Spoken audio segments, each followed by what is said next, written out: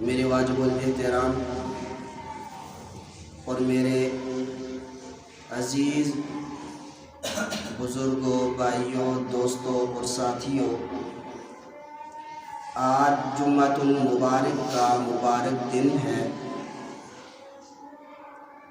اسلامی مہینوں کو اگر دیکھا جائے تو شعبان المعظم کا مبارک مہینہ بھی ہے،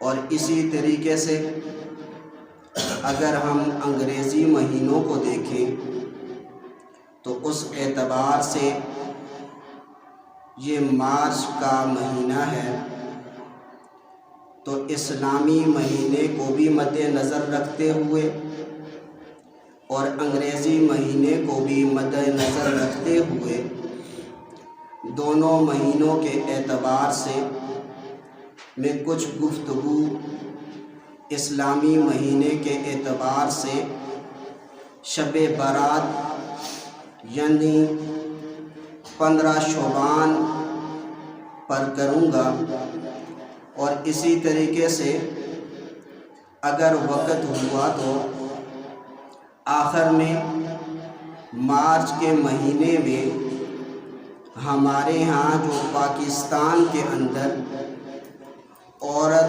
آزادی مارچ کیا جاتا ہے، کچھ گفتگو اس پہ بھی کروں گا۔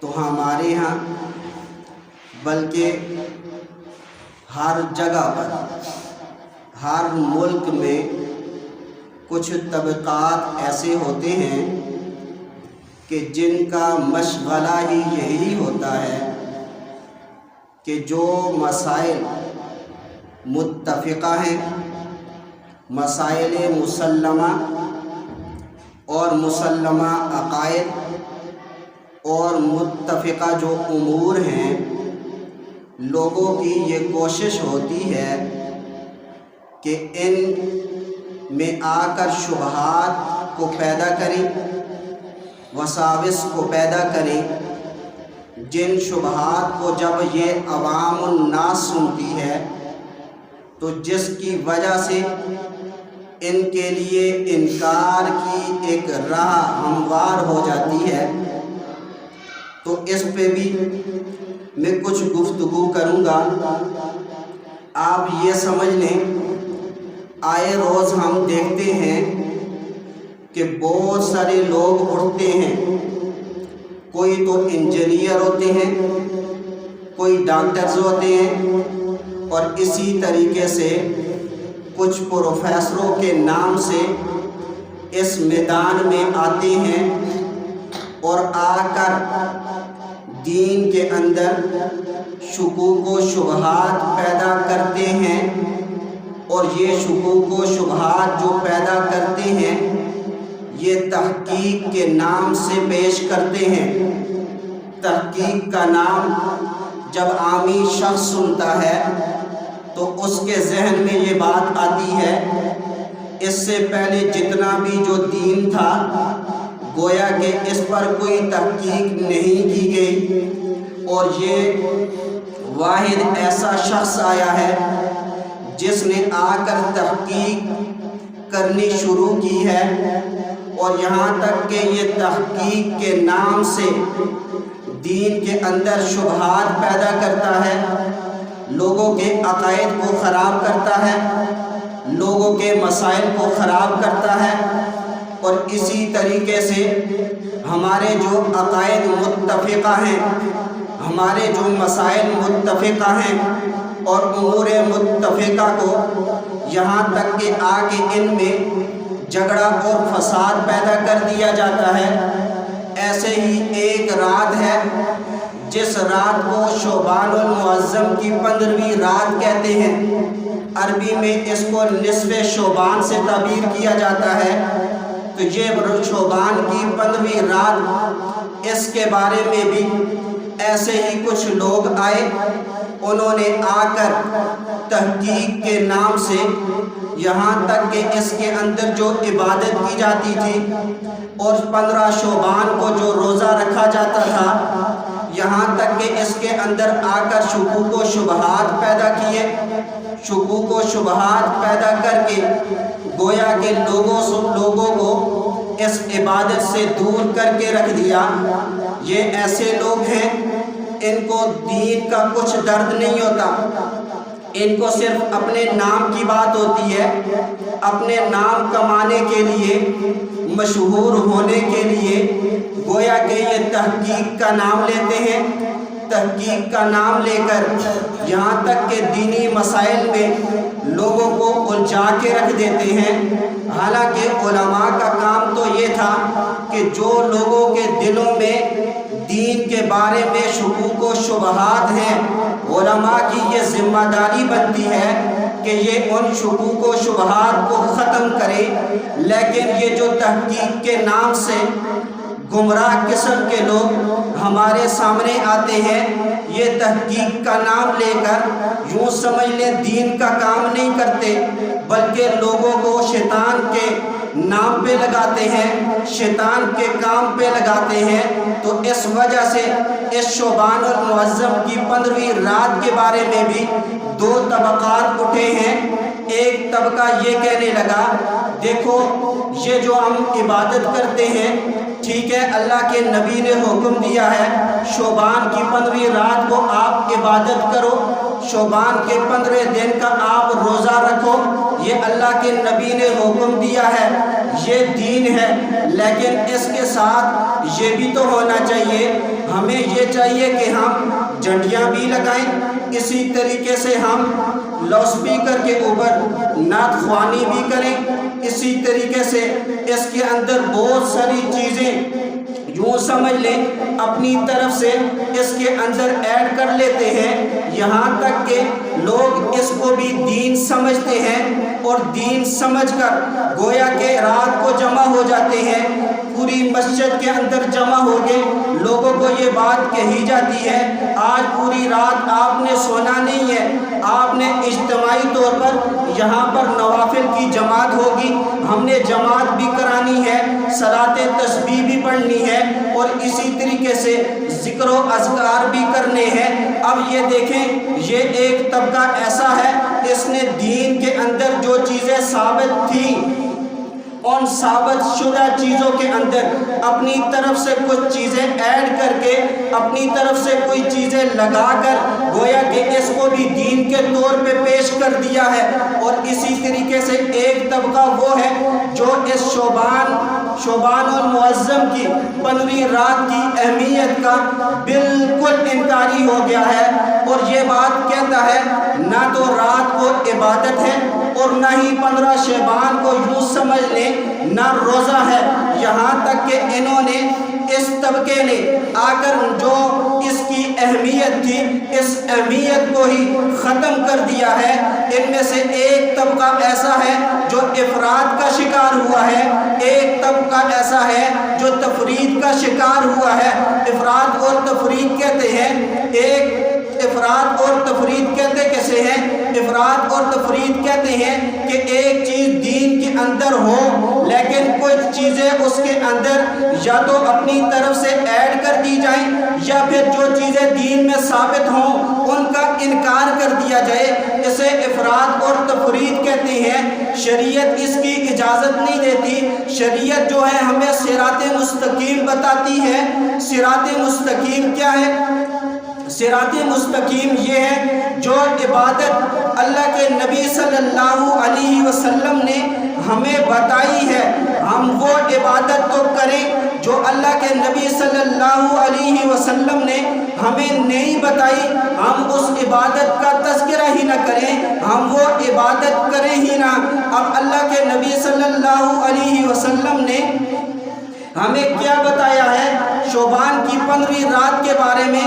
سنن ابن ماجہ کے اندر روایت موجود ہے، حضرت علی رضی اللہ تعالی عنہ اس کے راوی ہیں۔ حضرت علی رضی اللہ تعالی عنہ فرماتے ہیں اذا كانت لیلۃ النصف من شعبان فقوموا لیلها وصوموا یومها۔ حضرت علی فرماتے ہیں رضی اللہ تعالی عنہ اللہ کے نبی صلی اللہ علیہ وسلم نے ہمیں یہ حکم دیا تھا کہ جب شعبان کی 15ویں رات آئے رات کو تم نے قیام کرنا ہے اور صبح کو تم نے روزہ رکھنا ہے۔ اب یہ دیکھیں یہ عبادت ہے. اللہ کے نبی صلی اللہ علیہ وسلم نے گویا کہ شعبان المعظم کی اس 15ویں رات کو عبادت کرنے کا حکم بھی دیا ہے اور صبح جو ہے وہ روزہ رکھنے کا حکم بھی دیا ہے. اور یہ اللہ کے نبی صلی اللہ علیہ وسلم نے صرف حکم ہی نہیں دیا کہ صرف حکم دیا اور خود عمل نہ کیا ہو، بلکہ حدیث مبارک کے اندر آتا ہے، حضرت اسامہ بن زید رضی اللہ تعالیٰ عنہ راوی ہیں، فرماتے ہیں میں نے اللہ کے نبی صلی اللہ علیہ وسلم سے پوچھا کہ یا رسول اللہ، ہے اللہ کے نبی صلی اللہ علیہ وسلم، میں نے دیکھا ہے کہ آپ شعبان کے مہینے میں جتنے روزے رکھتے ہیں کسی اور مہینے میں اتنے روزے نہیں رکھتے، تو اس کی کیا وجہ ہے؟ اللہ کے نبی صلی اللہ علیہ وسلم نے فرمایا، ہے اسامہ، یہ جو مہینہ ہے شعبان المعظم کا، یہ بڑی فضیلت والا مہینہ ہے، یہ بڑی فضیلت والا ہے.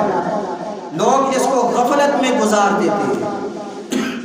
اب غفلت میں کیسے گزارتے ہیں؟ نہ اس کے اندر عبادت کرتے ہیں اور نہ ہی اس کا روزہ رکھتے ہیں. تو یہ گویا کہ یہ غفلت میں اس مہینے کو گزارنا ہے. تو فرمایا کہ میں یہ چاہتا ہوں کہ یہ اتنا معظم مہینہ ہے، اس مہینے کے اندر اللہ کے دربار میں ہمارے اعمال پیش ہوتے ہیں. جب ہمارے اعمال پیش ہوتے ہیں تو میں یہ چاہتا ہوں جس وقت میرے اعمال پیش ہوں تو میں روزے کی حالت میں. اب دیکھیں اللہ کے نبی صلی اللہ علیہ وسلم نے صرف روزہ رکھنے کا حکم نہیں دیا بلکہ ساتھ میں عملاً روزہ رکھ کے دکھایا بھی ہے کہ تم نے روزہ بھی رکھنا ہے. حضرت امی عائشہ رضی اللہ تعالی عنہ فرماتی ہیں، صحیح مسلم کے اندر روایت موجود ہے، فرماتی ہیں کہ میں نے اللہ کے نبی صلی اللہ علیہ وسلم کو اتنا کسی اور مہینے میں روزے رکھتے ہوئے نہیں دیکھا جتنا شعبان المعظم کے اس مبارک مہینے میں روزے رکھتے ہوئے دیکھا. تو اس وجہ سے اس مبارک مہینے کے اندر روزہ رکھنا علماء نے اس کو مسنون تک لکھا ہے. اس مہینے میں روزہ رکھنے کی اہمیت کیا ہے، حکمت کیا ہے اس کے اندر، کہ اس مہینے میں کہا گیا کہ تم نے روزہ رکھنا ہے. حکمت کیا ہے؟ حکمتیں کئی ہو سکتی ہیں. ایک حکمت میں پیش کرتا ہوں. حضرت مولانا اشرف علی تھانوی رحمت اللہ علیہ لکھتے ہیں، فرماتے ہیں اس شعبان کی 15ویں شب کو، 15ویں دن کو عبادت اور روزے کا جو حکم دیا گیا ہے یہ اس وجہ سے دیا گیا ہے چونکہ آگے رمضان المبارک کا مبارک مہینہ آ رہا ہے. تو انسان کے دل میں وحشت اور ہیبت ہوتی ہے رمضان کی. اب وہ وحشت اور ہیبت کیا ہے؟ میں نے کئی لوگوں سے سنا بھی ہے، لوگ کہتے ہیں رمضان المبارک کا مہینہ آنے والا ہے، پتہ نہیں اس دفعہ ہم روزہ رکھ سکیں گے کہ نہیں، روزہ کتنا مشکل ہوگا، اور رات کو تراویح ہم پڑھ سکیں گے کہ نہیں، پتہ نہیں تراویح کے اندر کتنی دیر ہم کھڑے ہو سکیں گے یا نہیں کھڑے ہو سکیں گے. تو اس وجہ سے اللہ کے نبی صلی اللہ علیہ وسلم نے رمضان کے آنے سے 15 دن پہلے ایک روزے کے بارے میں فرمایا کہ اس کے اندر روزہ رکھو. لازمی بات ہے اگر اس کے اندر روزہ رکھ لیا جائے گا تو جو اس کے دل میں رمضان کی وحشت اور ہیبت تھی وہ وحشت اور ہیبت ختم ہو جائے گی. اسے پتہ چل جائے گا کہ رمضان کا روزہ رکھنا یہ مشکل نہیں بلکہ آسان ہے. اسی طریقے سے رات کو جو عبادت کا کہا، قیام کا کہا کہ تم نے رات کو قیام کرنا ہے، عبادت کرنی ہے، اللہ کا ذکر و اذکار کرنا ہے. یہ اس وجہ سے فرمایا کہ تاکہ انسان کے دل میں جو رمضان کی تراویح کی وحشت اور ہیبت ہے کہ پتہ نہیں میں کھڑا ہو سکوں گا کہ نہیں، 20 तरावी पढ़ सकूंगा कि नहीं, इस हैबत और वहशत को इस क़याम का हुक्म दे के ख़त्म फरमाया। ये इसके अंदर एक हिकमत ये है। और इस रात को शब बारात के नाम से याद किया जाता है। शब कहते हैं रात को, और बारात कहते हैं बरी करने को, नजात देने को। ये ऐसी बरकत वाली रात है कि इसके अंदर अल्लाह ताला बहुत सारे लोगों को जहन्नम से नजात देते हैं, जहन्नम से बरात देते हैं। इस वजह से इसको शब बारात कहा जाता है।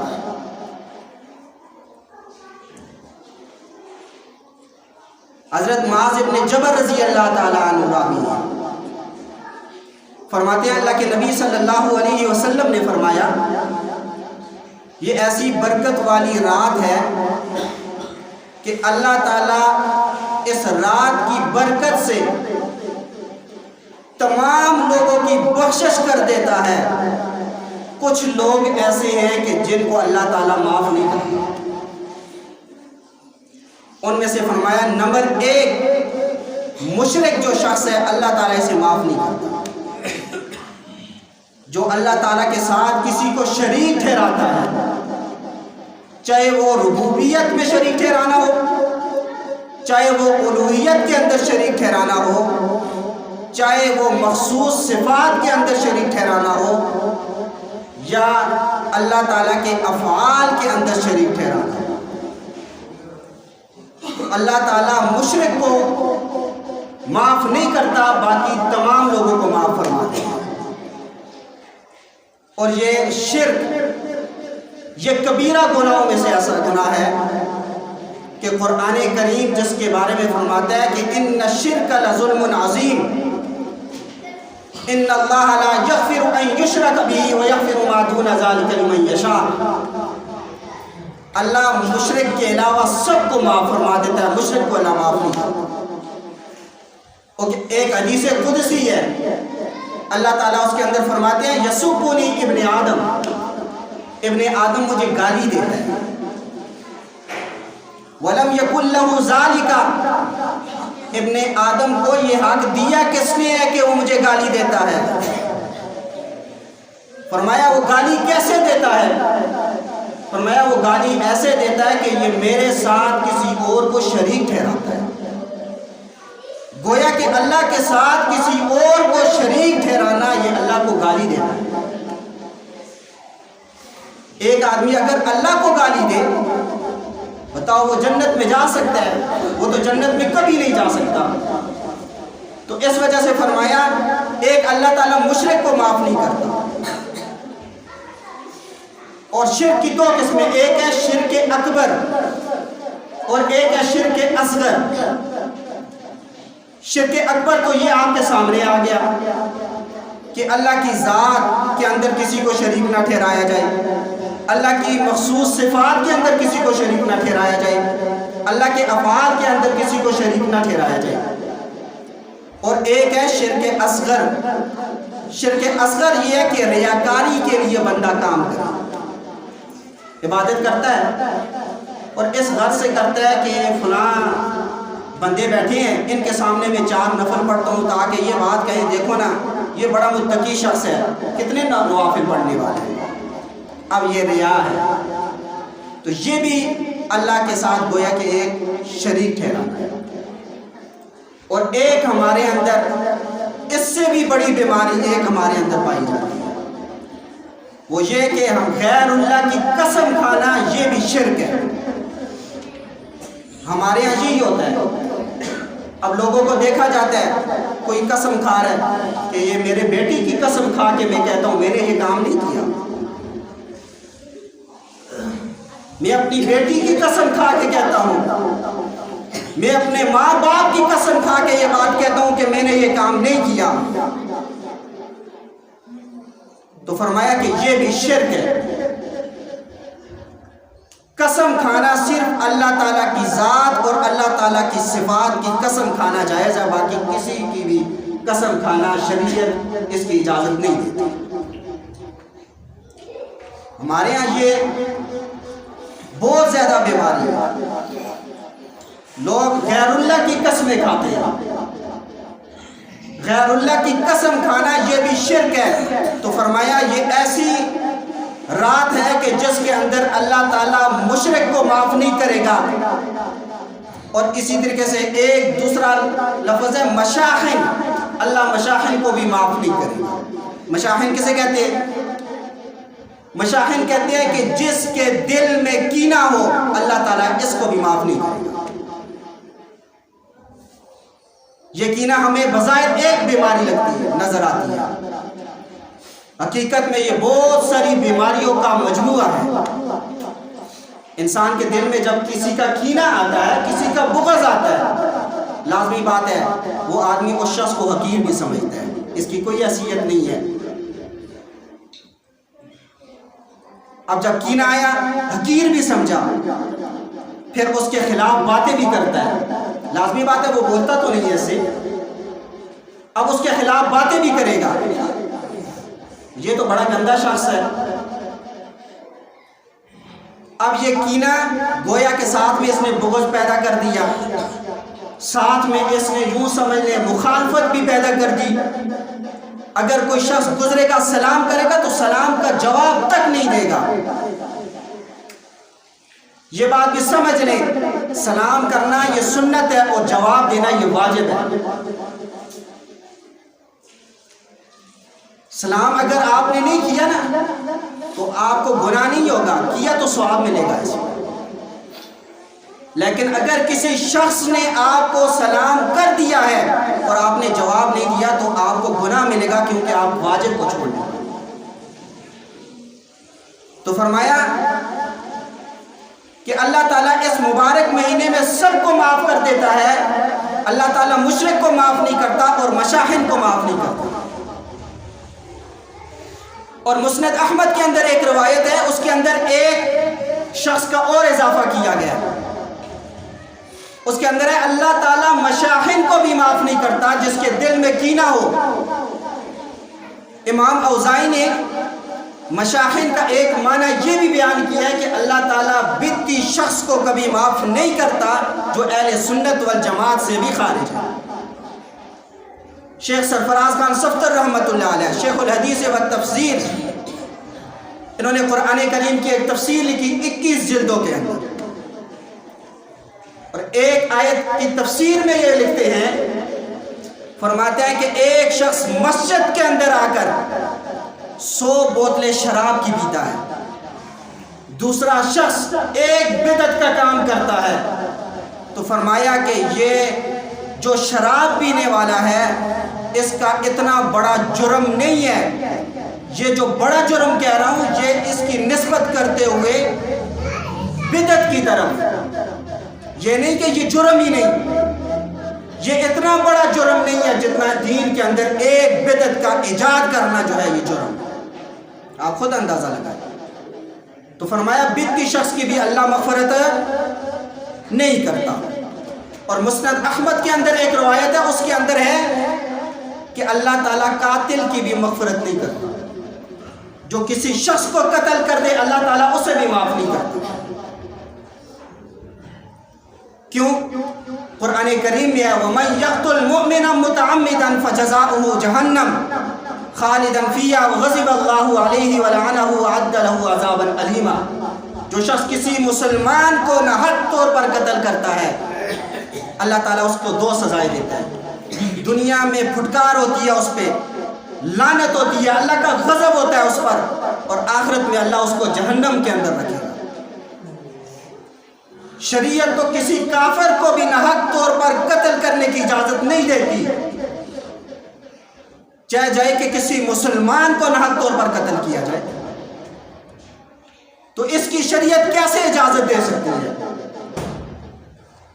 اسی طریقے سے ایک روایت کے اندر یہ بھی آیا ہے اللہ تعالیٰ قطع رحمی کرنے والے کو، قطع تعلقی کرنے والے کو اللہ تعالیٰ اس کو بھی معاف نہیں کرتا۔ کوئی کسی سے رشتہ توڑ دیتا ہے، اس کو بلانا گوارا نہیں کرتا، کوئی سلام کرے سلام کا جواب تک نہیں دیتا، تو فرمایا کہ اللہ تعالیٰ اس کو بھی اس رات میں معاف نہیں فرمائے۔ اور ایک فرمایا ایک حدیث کے اندر والدین کا جو نافرمان ہے اللہ اسے بھی معاف نہیں کرے گا۔